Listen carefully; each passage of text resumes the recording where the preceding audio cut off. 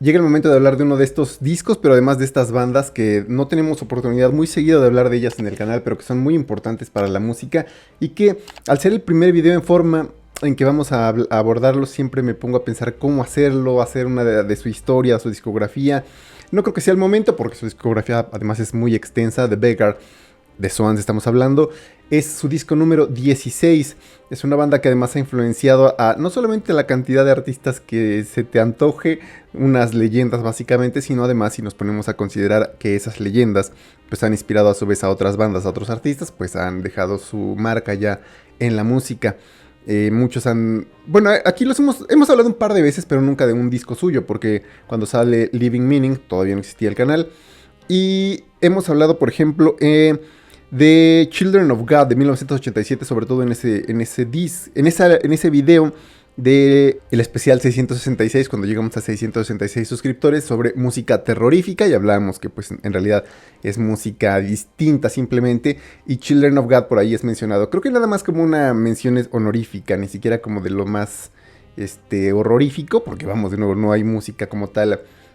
Bueno, sí hay música de miedo, pero no es, no es esta su intención. Los Melvins, Tool, Napalm Death.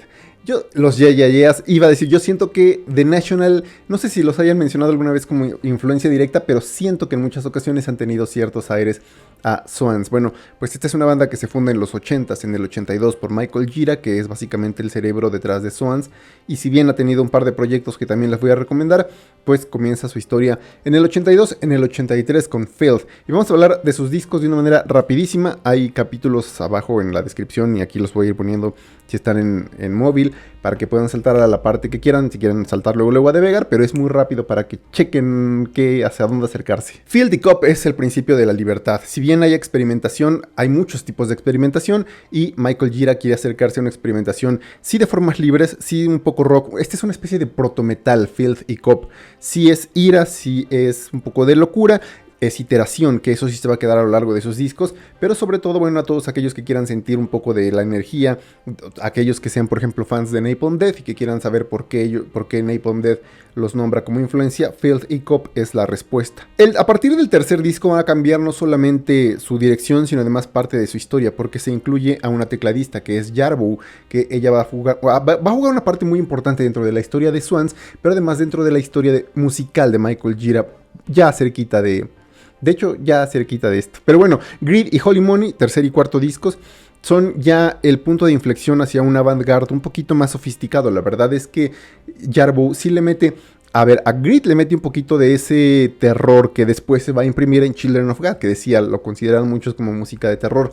Si bien hay mucha gente que hasta en los nuevos discos todavía le encuentra un poco de tétrico, como de oscuro a su música, ya no es tanta su intención como lo hicieron en Greed, pero bueno, si les gusta la música así como para inspirarse, como para poner juegos de terror, como para oscuro, Greed del 86, perdón.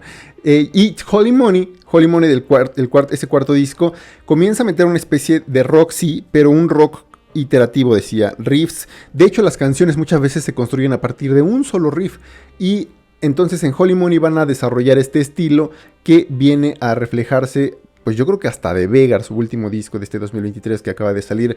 O lógicamente van a tener ciertos cambios, de repente se van a ir hacia diferentes direcciones, pero en Holy Money es donde van a dejar esa estructura, ese sello de Swans. Children of God, decía en ese video, si quieren checarlo, dejo por acá yo creo que ya dejé la etiqueta, la tarjeta. Bueno, es música que muchos consideran terrorífica. Sí tiene que ver un poco con la religión.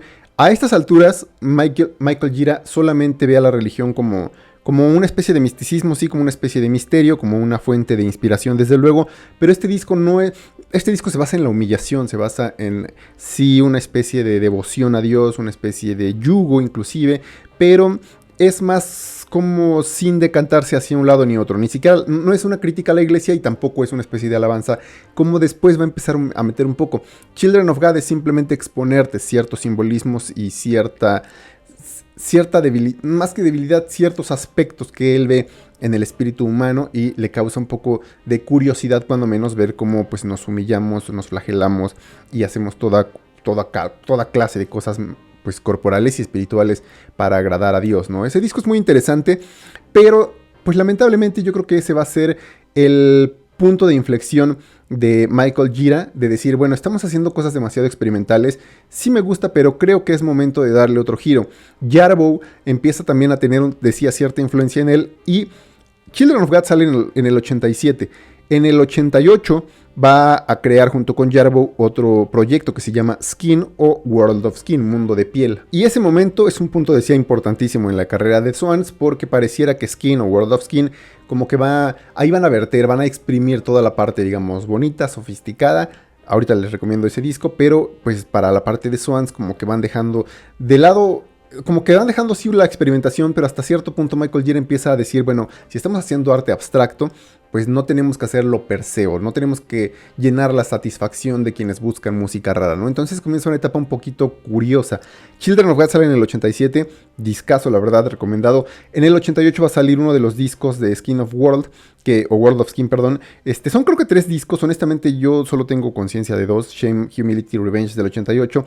Esa es la presencia más importante, más predominante de la voz de Michael Gira. En el 80, bueno, ahorita vamos con el siguiente. The Burning World sale en el 89, de Swans. Ese honestamente es mi disco menos favorito de los 16 de Swans. Está interesante, más o menos sigue esa métrica, esa misma construcción de Holy Money, pero pues sí se nota que sí le pusieron más empeño, vamos, a Skin, a World of Skin. Entonces 87, Children of God, recomendadísimo. 88, este disco Shame, Humility, Revenge de Skin con Jarboe y con Michael Gira. En el 89, The Burning World, que decía es mi menos favorito de Swans, una diferencia enorme para mí de Children of God a The Burning World.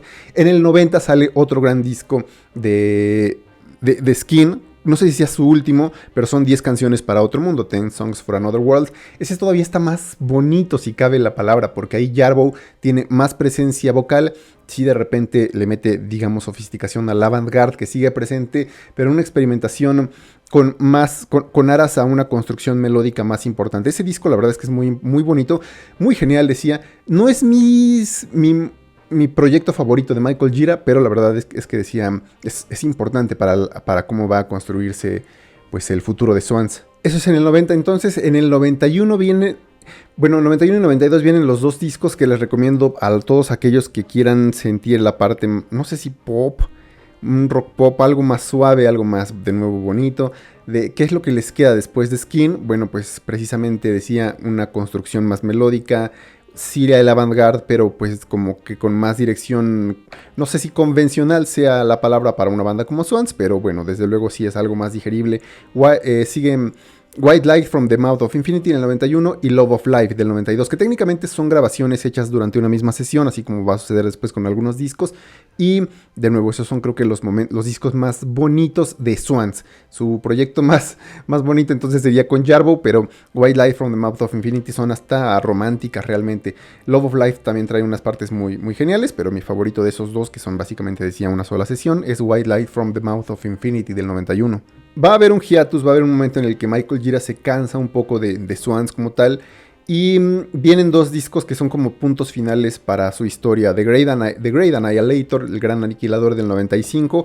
Ese todavía yo creo que más bonito, más favorito para mí que, por ejemplo, hablando de lo convencional si se quiere, que Holy Money, que Skin, el proyecto completo de Great Annihilator, ve todavía a Jarboe atreverse un poco más con las voces, se pone un poquito más coral, por momentos suena un poco como a Pink Floyd, pero también se pone de repente un poquito más agresiva, de repente se pone muy pasional, casi mete screams.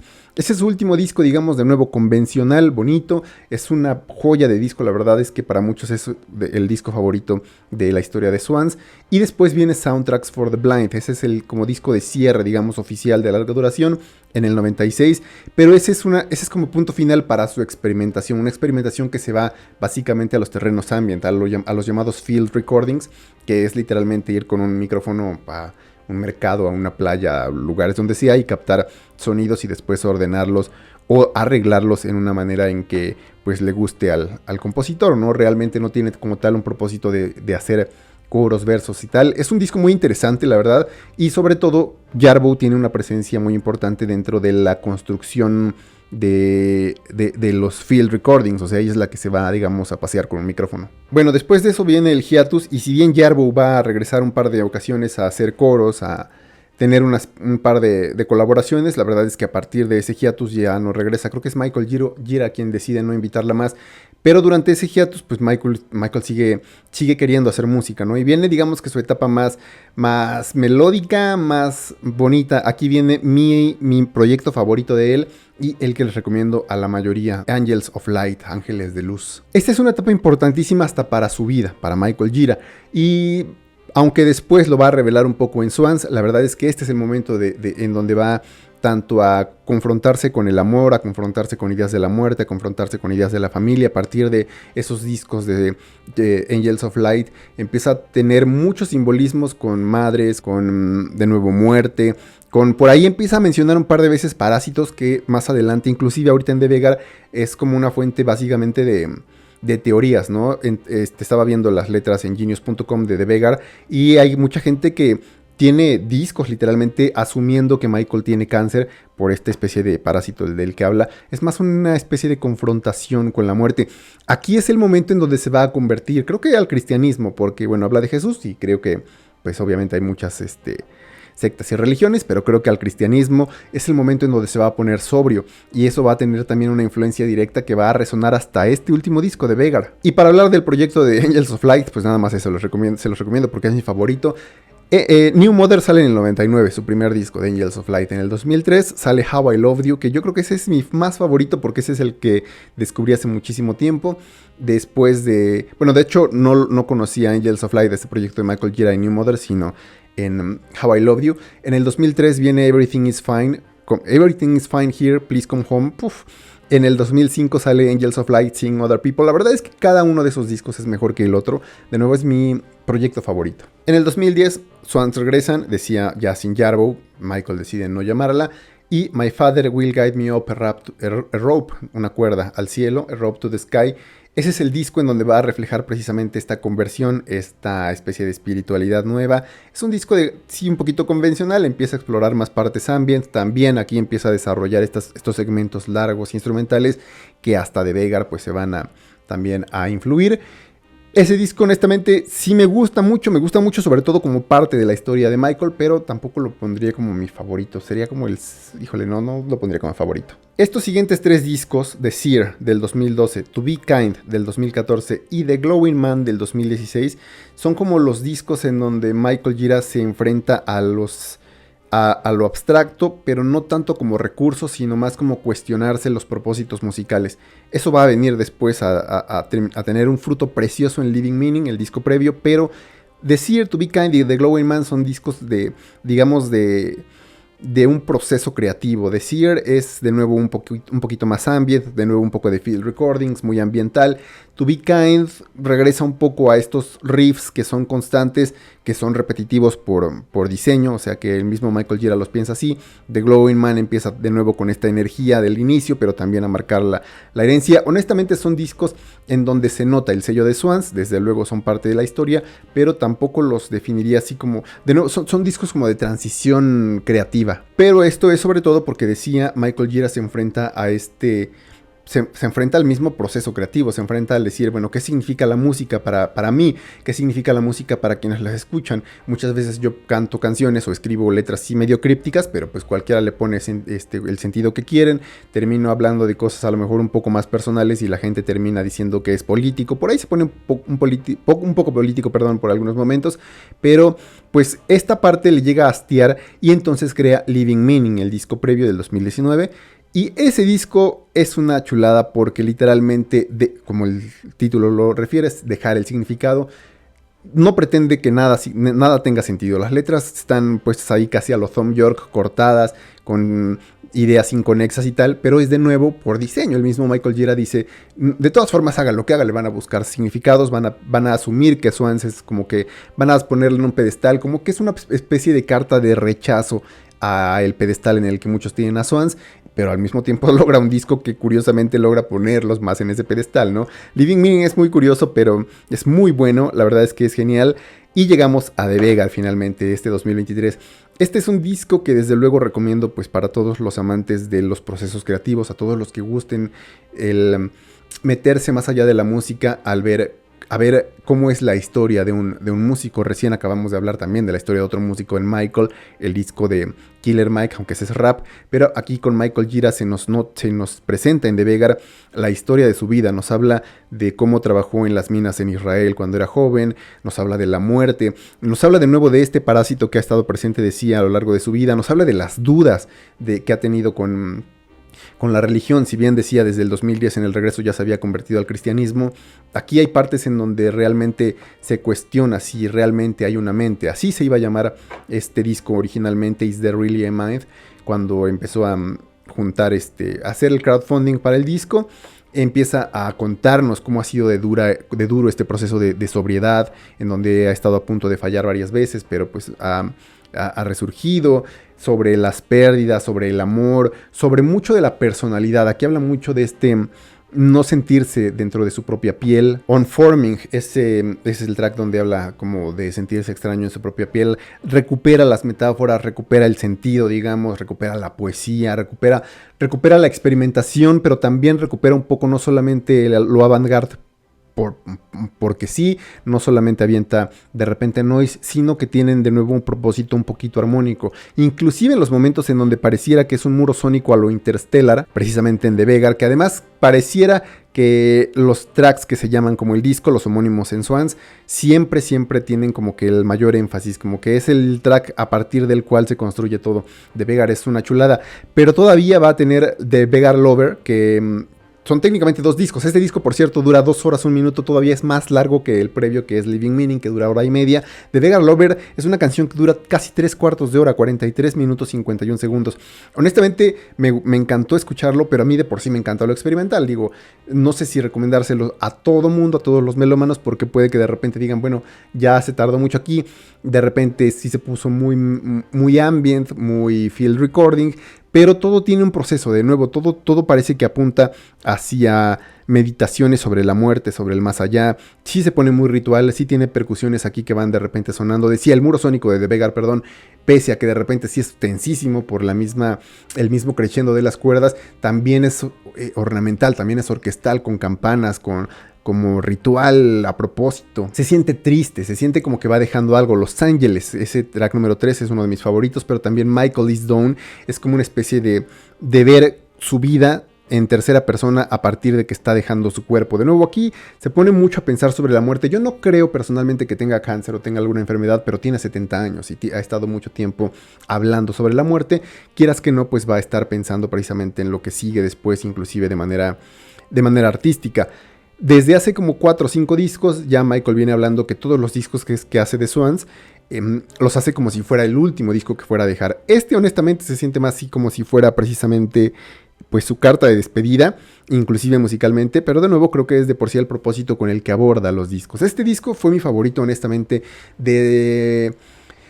pues como hace mucho no disfrutaba uno de sus discos. Yo creo que inclusive desde su nuevo regreso, después de este hiatus, este es mi favorito. Living Meaning me gustó muchísimo, pero The Beggar es como un requiem a su vida, como un cierre a su historia. Ojalá no sea así, pero se siente precioso. De todas formas, decía, para todos aquellos que sean como tanto fans de Swans como fans de lo avant-garde, pues no abandona toda la experimentación. Si se pone raro en ocasiones, de momentos todavía, si tiene todavía la libertad que quiere, inclusive para este disco doble, para quienes lo compren en vinilo. Es una chulada, creo que es una joya más por lo que significa para Michael Gira y para la historia, pues no solamente de Swans, sino de la música, de aquellos a los que ha influenciado. Y bueno, pues ahí está. Los recomiendo entonces, pues de proyectos, en primer lugar Angels of Light, en segundo pues obviamente ese proyecto con Jarbo, Skin o World of Skin. Aquí pues decía el proto metal, si quieren Field Cop, los primeros 2 discos. Si quieren algo medio terrorífico, más que Greed, diría que Children of God. Algo experimental, pues es obviamente todo, pero diría que Living Meaning, en donde literalmente abandona hasta lo abstracto de las palabras. Pero yo creo que mi disco favorito, ahorita de momento, no solamente porque lo he estado escuchando varias veces, sino además porque pues me hizo reflexionar y recordar toda su discografía, The Beggar definitivamente. Obviamente diría que disco de la semana es muy temprano para hacerlo, porque es el primero que reviso esta semana. Recomendación cuando menos, porque es la primera vez que hablamos de un disco en forma de Swans y de Michael Gira. Y pues ahí queda, una joya de la música en general. Y pues ojalá nos siga sorprendiendo, porque por cierto, sí tenía varias grabaciones para este disco y dice que todavía tiene más música, así que seguramente en algún momento veremos más de Michael Gira. Esto ha sido todo de momento, hasta la siguiente.